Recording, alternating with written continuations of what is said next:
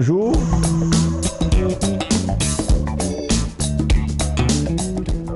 Je suis Togbe Lankliwi Adjikou Ier, chef quartier à Dakpame, Mouta Kolas, un quartier situé à l'ouest de Grand Adakpame.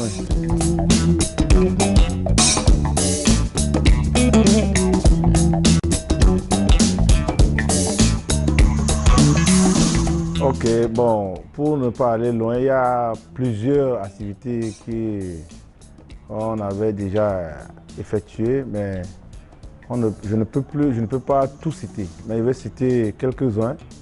Par exemple, en août, nous avons initié d'abord les élèves par excellence, c'est-à-dire qu'il faut motiver les jeunes. C'est-à-dire l'objectif est basé sur les jeunes, surtout les jeunes. Donc il faut encourager les jeunes à retrouver la confiance. Parce qu'aujourd'hui, il se dit partout qu'ils n'ont pas confiance. Leur plan, c'est d'aller hors du Togo, hors de l'Afrique. Mais moi, je sais qu'il y a de l'avenir, il y a de la richesse, il y a tout ici dans le pays. Donc ça fait que j'ai initié d'abord par excellence. D'abord payer les fournitures à 250 élèves et payer à 24 élèves leurs frais d'inscription à l'université. Après, nous avons initié le Festival de la jeunesse, basé sur l'extrémisme violent, lutte contre la drogue et surtout les deux, pour pouvoir éradiquer la drogue. Parce que la drogue qui amène nos jeunes à être dans l'extrémisme. Donc nous avons fait des activités, nous avons invité les ministères qui sont en charge de la sécurité et la protection civile et le ministère du développement à la base, pouvoir venir expliquer les mesures gouvernementales mettre en place pour les aider à se retrouver. Parce que ce que j'ai constaté, les jeunes ou bien les gens n'ont pas d'informations. Donc il faut aller vers eux pour les apporter ces informations cruciales qui les permettent maintenant de savoir que le pays n'est pas tel qu'on les vend. C'est-à-dire les gens vendent notre pays qu'ils n'ont rien, il n'y a rien de se fait. Donc nous, on est là pour expliquer, dire à la jeunesse qu'il y a beaucoup de choses qui se font que vous n'êtes pas au courant. Parce que quoi, vous ne suivez pas la télévision nationale, vous ne lisez pas la presse nationale, ce qui fait que vous n'avez pas ces informations. Mais nous n'allons pas dire que vous ne lisez pas plutôt la presse nationale ni écouter la télévision nationale, qu'on ne va pas venir vers vous.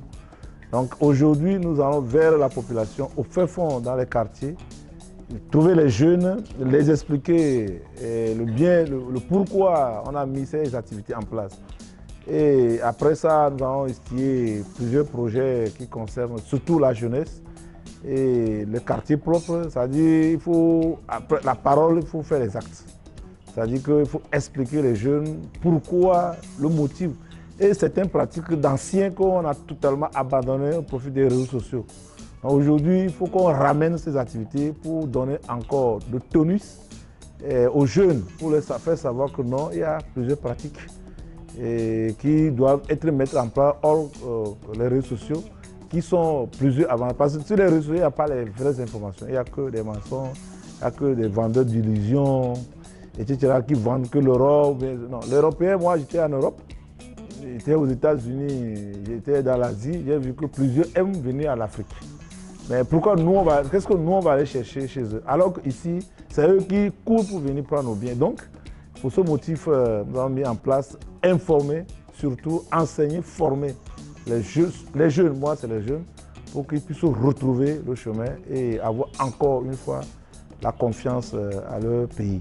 Donc, ces activités nous permettent de savoir aussi la sécurité de notre pays.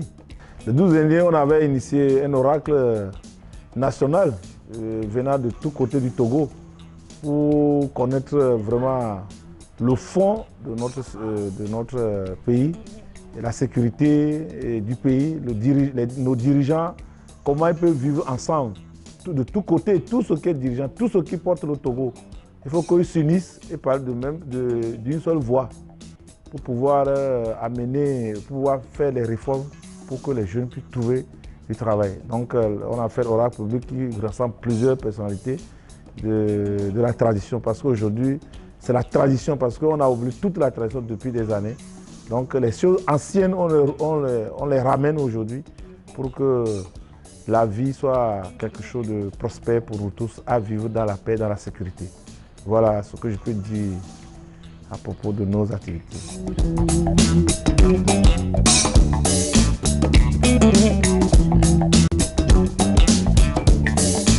Oui, bon, et pour aller mieux dans le sujet, c'est que dans le temps, quand nos grands-parents faisaient la guerre, ils consultent les oracles. Ils consultent pour voir sur quel pied, sur quelle ligne, sur quelle manière ils vont gagner la guerre. Aujourd'hui, on le fait parce que la modernisation a tout. Mais j'ai constaté que les Blancs, eux, n'ont jamais oublié pour eux. Donc, nous aussi, on ne va jamais oublier pour nous. Donc c'est pourquoi on a revenu à la source. Et cette émission est particulièrement dédiée, ce qu'on a fait l'autre fois est dédié aux forces armées togolaises. Et le chef des armées, le président de la République. Parce que quoi? C'est lui qui dirige et il dirige les soldats là. Et les soldats aussi doivent trouver les moyens pour gagner la guerre. Les généraux, tout ce qui chef d'état-major, c'est qu'on sort. Donc, l'oracle a prédit plusieurs choses qu'on doit faire pour que les forces armées gagnent la guerre. Puisqu'il y a les lignes qui ont sorti le jour là. Donc, on a déjà fait une partie dédiée forcément à ces deux qu'on a fait. D'abord, les forces de l'ordre, c'est-à-dire les forces qui se battent au nord pour qu'ils gagnent la guerre. Les ennemis retournent l'arme contre eux-mêmes et qu'il y ait division entre les ennemis qui ne se comprennent pas. Là, ça permet de diviser pour mieux régner. Donc, voilà, et prier pour le président, et prier pour le gouvernement et surtout les accidents qui minent bien, qui émaillent notre territoire, nos routes partout, qui endeuillent la population. Donc la prière continue, on va continuer parce qu'il y a ces 3 étapes. On a déjà fait 2, reste la plus grande que nous allons discuter avec les autorités, voir s'ils sont en mesure de participer pour qu'on puisse... on ne sait jamais, il faut qu'ils mettent la main dedans pour que ça soit quelque chose de national. Et prier surtout pour une force de l'ordre, pour qu'on ait un peu de deuil tout le temps, parce que ça fait mal quand on voit que nos forces de l'ordre sont blessés, piégés, et c'est comme ça.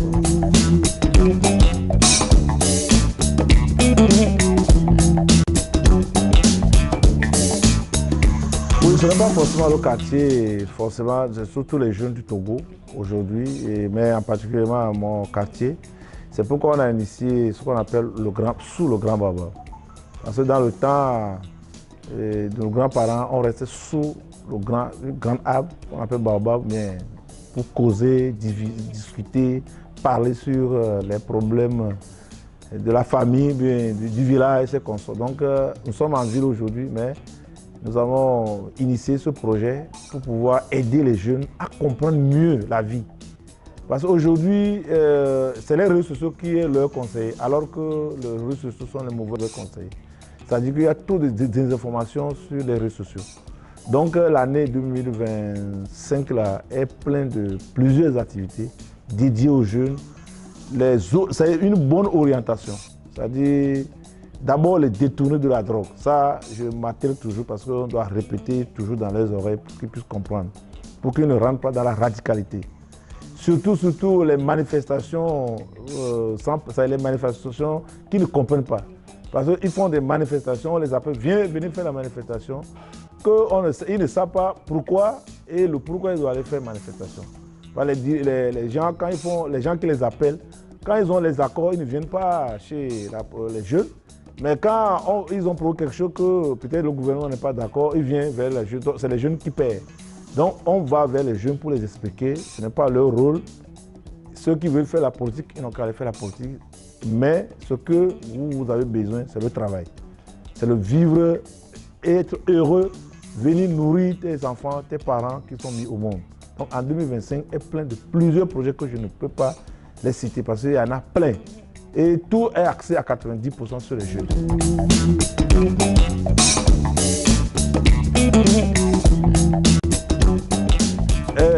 Bon, pour l'année 2025, il y a la formation des jeunes sur l'entrepreneuriat.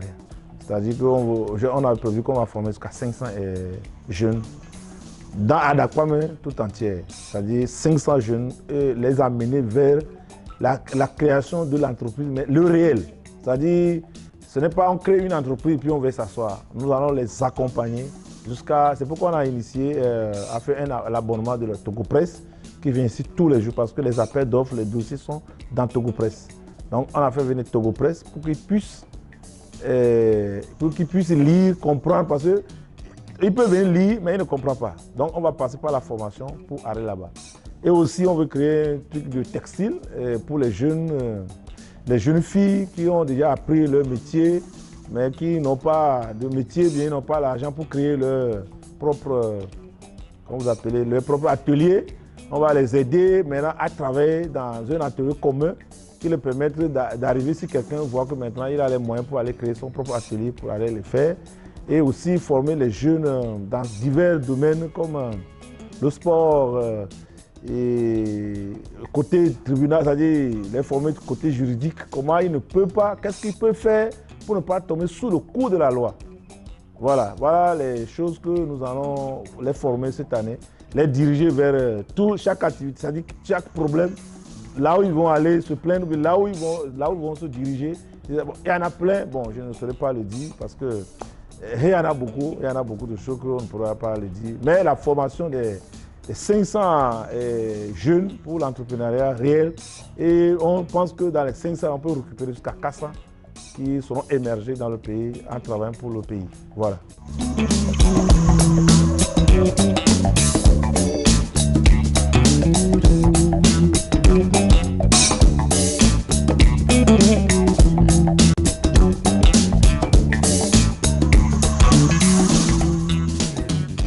La jeunesse togolaise doit faire vraiment un recul sérieux pour reprendre le chemin. C'est-à-dire qu'il doit reprendre la main, écouter leurs aînés, surtout nos autorités. Ils cessent d'aller sur le chemin qui n'est pas le leur. C'est-à-dire, j'ai écouté, on a dit ceci, et il vient sur les réseaux sociaux crier, dire n'importe quoi. Qu'ils cessent et plutôt revenir concentrés sur le travail.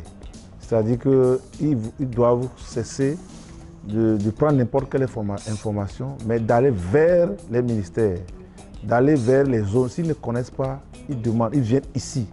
Nous allons les orienter vers là où ils peuvent avoir des informations sur le travail.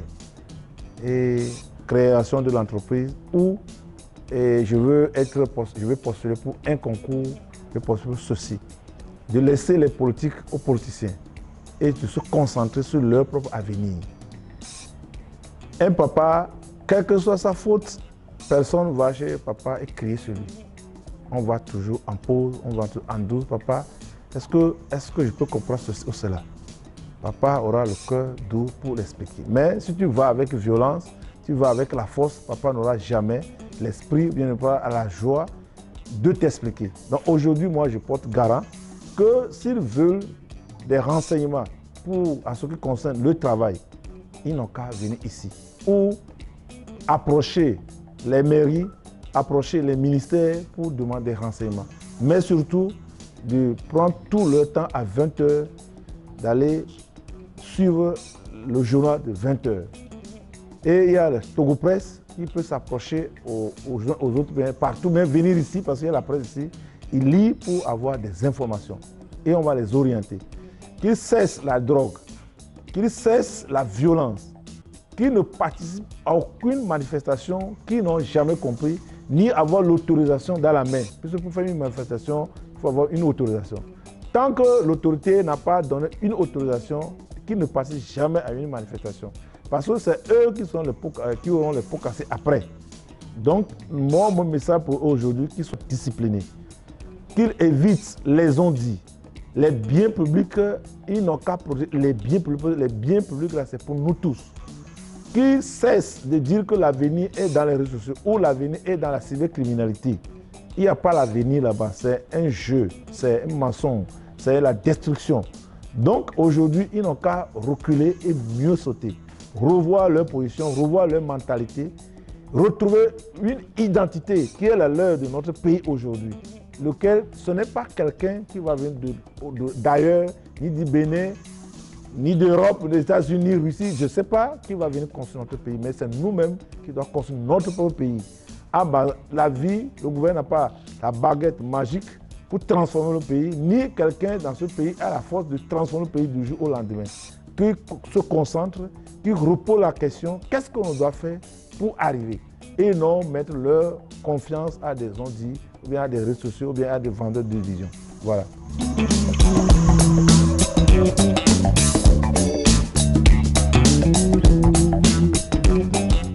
D'abord, qui nous encourage, et nous qui sommes derrière, qui sont les chefs traditionnels, qui sont à côté de la population, qui comprennent mieux leurs préoccupations, qu'ils nous écoutent, qu'ils amènent leur main pour nous appuyer. Et que les autorités comprennent aujourd'hui que dans la 5e République, qu'eux-mêmes ont mis en place, que nous jugeons bon, que plusieurs choses qu'ils ont mis en place, qu'ils soient mis en place rapidement pour que les gens puissent comprendre. Nous les souhaitons d'abord la santé aussi, la santé et la sagesse de Salomon, pour qu'ils puissent gouverner ce pays bien et mettre des réformes qu'il faut pour la population.